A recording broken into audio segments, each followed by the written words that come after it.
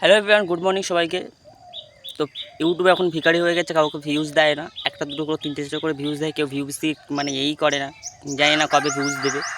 তো যেহেতু আমি সকালবেলা বসেছিলাম বাগানে আলু তুলতে, আলুর সাইজ এবং আলুর গাছটা দেখো।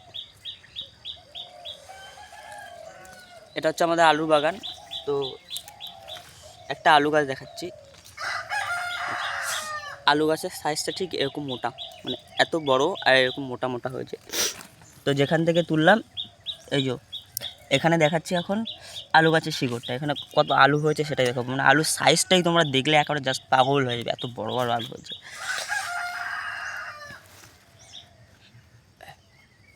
এই হলো আলুর সাইজ। তো একটা এত বড় গাছে, যে গাছের সাইজটা ঠিক এই এরকম মোটা, তো এই গাছে এরকম একটা আলু, এটা কি ভাবা যায়?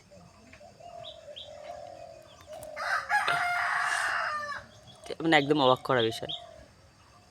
মানে যতটা পরিমাণে আলু বড় হওয়ার কথা তত মানে বড় হয়নি, মানে হয়েছে কিন্তু বেশি হয়নি। আর আমি আলু তুলেছি একটু, সেটা দেখাচ্ছি। এই যে খুব বড় হয়নি।